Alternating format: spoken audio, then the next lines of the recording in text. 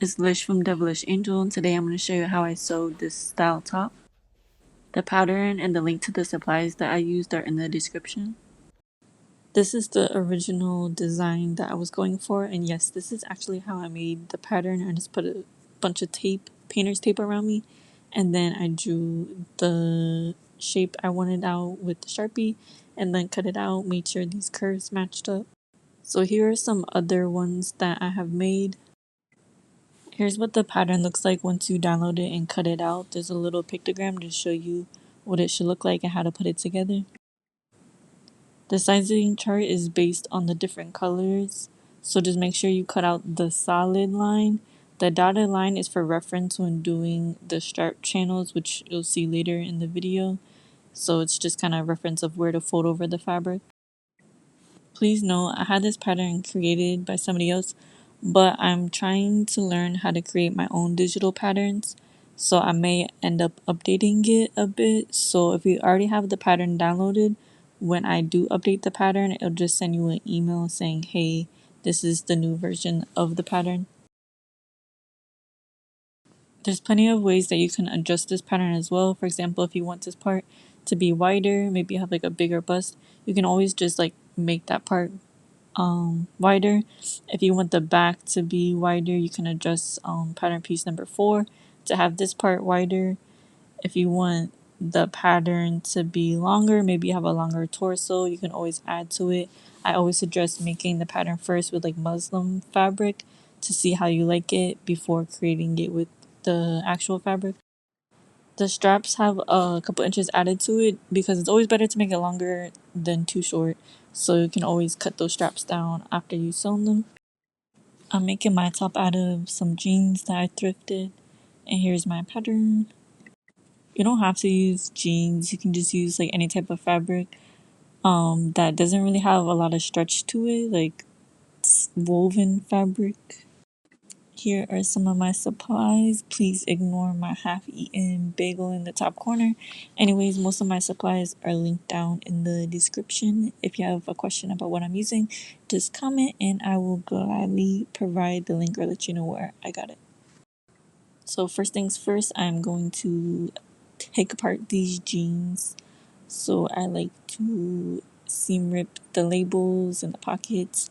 I'm just gonna kind of do this quick because I realize, not everybody is using jeans to do this. But yeah, anytime I use jeans, I like to cut the side seam open so that way the leg just lays flat and then it's easier to cut out my pattern. So I'm cutting one of each pattern piece and then I'm going to flip it and cut out a second piece, so one is the left side and one is the right side. Sometimes I get my pattern pieces confused, or if one of them turns upside down and I don't know which is the top, which is the bottom. I like to label my pattern pieces with a washable marker. So here I'm just writing 1, 2, 3, 4 on them, so I know what order they go in and what's the top, what's the bottom. Now I'm going to pin together the 4 left pieces and the 4 right pieces. When sewing these pieces together, we don't just want to use the typical seam allowance because we want to make channels for the boning. So I like to sew these pieces like a 1/2 inch to 3/4 inches from the edge. So I like to just mark that so when I sew, I know exactly where to sew. Again, the best way to do this is to pin right sides together, and then I like to take my clear ruler, put it on top, and then make the mark with a washable marker. So here I'm marking 3/4 of an inch, but really you only need about 1/2 inch. Everything that I'm doing to the right side, I'm also going to do the same for the left. Now that everything is pinned together and marked, I'm good to sew, so I'm just going to do a straight stitch over where I pinned.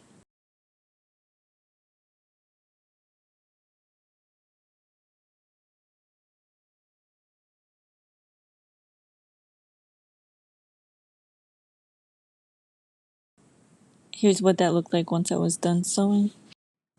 Since denim is a woven fabric and I don't want it to fray, I'm going to go over these edges with my serger. If you don't have a serger, you can do like a zigzag stitch or something on the edges just to keep it from fraying. flaps are going to end up being the channel for our boning.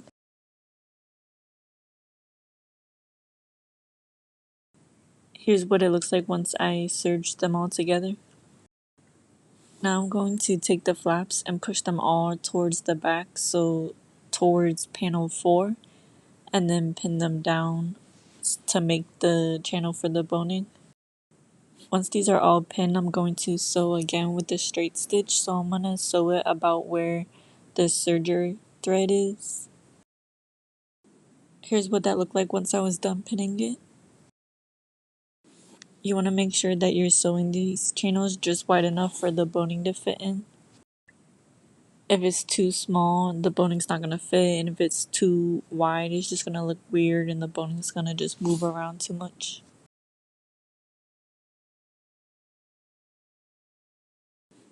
I kind of just find a place on the footer to line up the edge of the previous stitch I did. That way all of the channels are even in width. Also, you might notice in this video that my channels are kind of wide. Like the flaps are kind of wide because I had marked mine 3/4 of an inch, but honestly it was a little too big, and I feel like I kind of made it size down doing that, so I would recommend about a 1/2 inch or so. Here I'm just trimming up all the threads, and then it's time to put the two pieces together. So I'm gonna attach the two 4 panels together. Side note, this is optional, but you can always make the back lace up as well, so you could just not attach the two 4 panels and then just add grommets, so that way the back is laced up as well, and this kind of helps with sizing too. At this point, I recommend trying it on. Mine was clearly way too small. I don't know why I was thinking I was that tiny. Anyways, because you can kind of adjust this the panels that you just sewed together if you need to make it looser or bigger. Just keep in mind that we do have to fold the front edges over about an inch to add the grommets later. Here's what it's looking like so far. So I'm just gonna clean up the bottom edge. I hate how like this little part has the little fabric that's like weird, so I just like to cut that off. I'm trying to fix that on the pattern, so bear with me. But yeah, I just fold it in half so that way it's nice and even on both sides, and then I just trim up and clean up that bottom so it's nice and straight. This is optional, but this is a great thing to do, especially if your denim is a little stretchy. But I like to add this clear elastic to the bottom just to keep it nice, and because sometimes when you sew it, it gets a little wavy, so when you add this elastic, it just kind of makes the fit a little better, I feel like. But again, this is optional. If you have stretchy denim, I definitely recommend it, but if your denim isn't so stretchy, it's not that necessary. But yeah, I'm serging the bottom so that way the fabric does not fray. Side note, when I'm sewing denim and I get to a thick part, I'll manually turn the knob instead of letting my machine sew, just so that I don't accidentally break a needle or break my machine, because I definitely have did that before. Now it's time to just hem the bottom of the top, so I'm just going to fold over the edge. But you want to be careful about this curve because we're going to fold this over later, so you don't want to lose that curve and make it straight. So just make sure that when you fold it over, you don't have this little piece hanging off the edge. So I'm about to sew this whole part with a straight stitch now.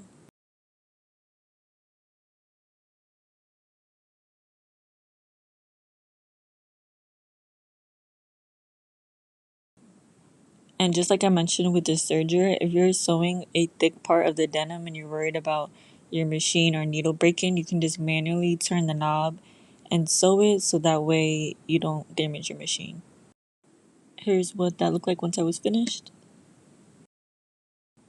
Now it's time to add the boning. I like to use the sewable boning. The link to the one that I use is in the description below. So I'm just measuring out how long I want the boning. I don't want the boning to go all the way to the top. I like it about an inch from the top because we have to fold over that edge later. We don't want it to prevent us from folding over the edge.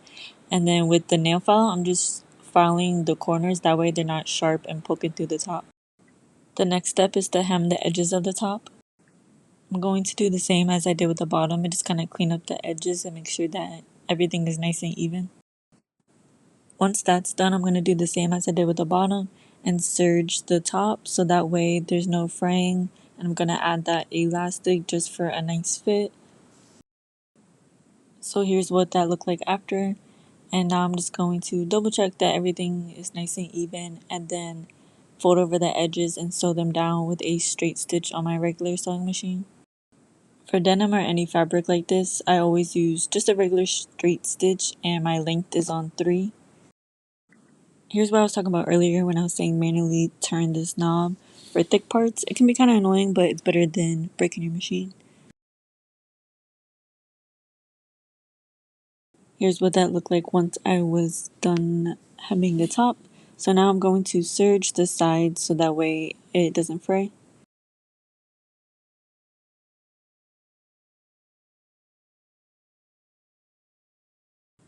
Here's what I was talking about with that curve. So I try to add the curve and the pattern as best as I can, but sometimes when sewing or cutting the pattern, people accidentally cut off or straighten out that curve. So you just want to make sure that that little corner of the fabric isn't sticking off the edge. So here I'm just folding over the edge about an inch back and pinning it all down, and this is where we're going to add the grommets. Of course, since it's a symmetrical top, I have to fold it in half and just double check that everything is nice and even. Now it's time to sew it. I'm going to use a straight stitch again, and I usually make like a little rectangle around this area, but honestly all you need is just kind of to sew where the serger part is, just to secure the flap down. Now it's time to sew our straps in place. So on the back middle mark, I usually put the straps between panels 3 and 4 where that boning is. On the pattern, the straps are a bit longer than what you actually need, just because it's better to have it longer than it to be too short, because you can always just cut off that excess. I definitely recommend kind of pinning it or clipping it in place, then trying it on and just seeing how it fits. And then just wait till the end to cut off that excess just in case you need to adjust this. But yes, this also gets a straight stitch, so I just go over it a couple of times to make sure it's secure in place. And once I know that it fits perfectly, I might go over it one more time just to make it secure. We're almost done. Gotta add the grommets, so I'm just taking a washable marker and marking where I want the grommets to go. Usually I add the first dot, like the dots on the ends, and then I go in the middle and just add those. I try to measure it out and make it as even as possible, but honestly I just be kind of eyeballing it most of the time, and then I transfer the dots over onto the other side so they match and line up. And then I take my handy dandy grommet tool, link in the description, and I press the holes through them, making sure that I center them evenly. Here is a close-up look of that. Honestly, I love this tool so much. Grommets are actually very easy to add, especially with this tool. I just take the longer piece, put it down, put my project face down, like the right side face down, add the flat circle on top, and then press down my garment tool to fasten them together.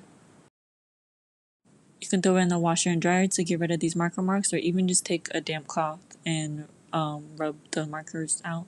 And then once you try it on and it fits, you can cut off that excess.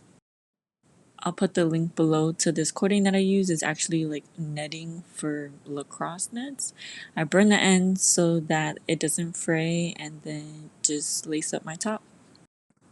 Here is the final result, and here are a couple other ones that I made in different sizes and different colors. The one specifically that I was working on in this video was a bit too small for me, so here is the original one that I made. I love the fit of this, and like I said earlier in the video, there's so many ways that you could alter this pattern if you want to make the back lace up to adjust the sizing and the back as well. With new patterns that are non-stretch fabric, I always recommend making a mock-up in a muslin non-stretch fabric to make sure you have the sizing and everything right before you work on it in your main fabric. I hope you enjoyed this tutorial. If you have any questions, just comment them down below and I'll answer them. As always, thanks for watching.